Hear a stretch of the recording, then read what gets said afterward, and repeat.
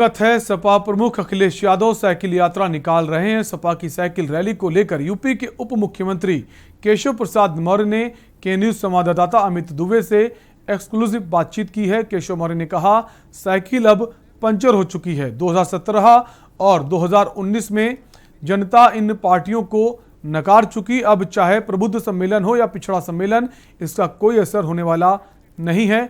क्या कुछ कहा, आपको सुनाते हैं। पिछड़ा सम्मेलन के बाद अब सपा की cycle rally, deputy CM Keshav Prasad Maurya हमारे साथ हैं। सर, 2022 विपक्ष की तरफ से दिख रहा है कि बिगुल फूक चुका है। अब अखिलेश यादव साइकिल रैली निकाल रहे। जब साइकिल रैली निकालेंगे तब उनको पता चलेगा कि उनकी साइकिल की जो पहिए हैं, जो टायर ट्यूब है, उनकी हवा निकाल दिया जनता ने पहले ही।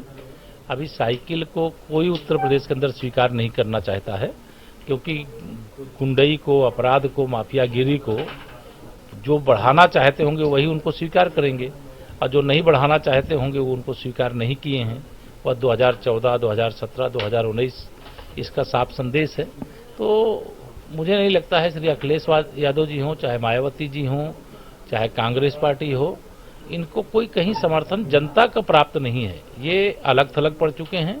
जब तक ये जनहित के लिए काम नहीं करेंगे, जनता के सुख दुख का हिस्सा नहीं बनेंगे, तब तक जनता के नज़रों में इनका स्थान जो इतिहास के पन्ने में दर्ज होने की स्थिति में है, वो उधर ही आगे बढ़ रहे हैं। लेकिन सर, प्रबुद्ध सम्मेलन की बात की जाए, मायावती का सतीश मिश्रा जो है वो फ्रंट पे लगातार जो है कैंपेन कर रहे हैं बीएसपी के लिए, अखिलेश यादव कर रहे हैं। क्या लगता है कि खासतौर पर जब आप अध्यक्ष थे तो आपने बोला था 300 प्लस, इस बार बीजेपी के लेके तमाम लोगों में नाराजगी भी यूपी में देखने मिली, खासतौर पे ब्राह्मणों को लेके, तो इसका भी फायदा विपक्ष को हो सकता है? ये पहली बात तो ये बता दूं, बसपा का जो प्रबुद्ध सम्मेलन जो भी नाम दे रहे हैं, चाहे उसे ब्राह्मण सम्मेलन कहें चाहे प्रबुद्ध सम्मेलन कहें, वो फ्लॉप शो साबित हुआ है और उत्तर प्रदेश में कहीं पर भी इनका कोई कार्यक्रम सफल नहीं रहा। दूसरा, जो हम 300 पार का नारा दे रहे थे, वह हमारा नारा 2017 का 2022 में भी कायम है।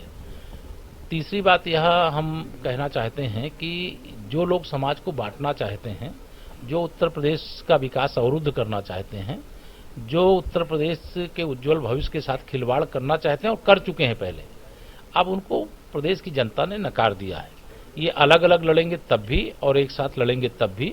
मेरा पूरा विश्वास है हम फिर 300 का आंकड़ा पार करेंगे, फिर सरकार बनाएंगे, और इनको विपक्ष की भूमिका भी जब तक ये रचनात्मक ढंग से अदा नहीं करेंगे, तो मुझे लगता है विपक्ष के दायित्व को निर्वाह करने लायक भी समर्थन जनता की ओर से इनको मिलता दिखाई नहीं दे रहा। सर, जय श्री राम का नारा जो है बीजेपी से जोड़ के देखा जाता है। विपक्ष अगर बोलता भी है तो जय सिया राम बोलता है, जय श्री राम की जगह, क्योंकि बीजेपी जोड़ के देखा जाता है।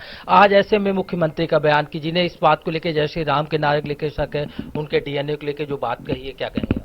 देखिए, मुझे इसमें कुछ कहना नहीं। मैं जय श्री राम बोलता था पहले भी, और जय सिया राम भी बोलता हूँ, जय हनुमान जी भी बोलता हूँ, हर हर महादेव भी बोलता हूँ, और हर प्रदेश के अंदर जो भी इस मान्यता को मानने वाले वो सब बोलते हैं। तो बोलने से किसी को कोई रोक नहीं सकता है। और भगवान श्री राम तो इस धरती पर जितने भी लोग हैं सबके पुरखे हैं, उनके बताए हुए रास्ते पर हम सब लोग चलते हैं।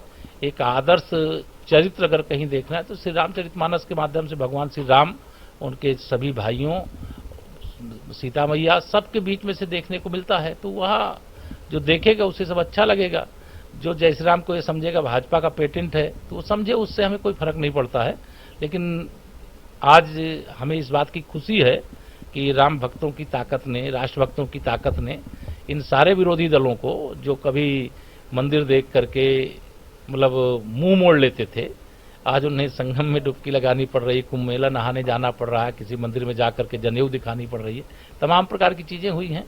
तो या तो इस देश के अंदर जो श्री राम जन्मभूमि आंदोलन हुआ, जो राम भक्तों की एकजुटता हुई, राष्ट्र भक्तों की एकजुटता हुई, जो भाजपा की लगातार विजय हुई, उसका परिणाम। बात करने के लिए शुक्रिया। तो ये थे डिप्टी सीएम केशव प्रसाद मौर्य, जो साफ तौर कह रहे थे कि सपा बसपा भी मिलकर चुनाव लड़ चुके हैं। ऐसे में 2022 बीजेपी की जीत तय है और विपक्ष के हथकंडों का कोई फर्क नहीं पड़ने वाला। कैमरामैन दीपक शर्मा के साथ अमित दुबे, के न्यूज, दिल्ली। और अगली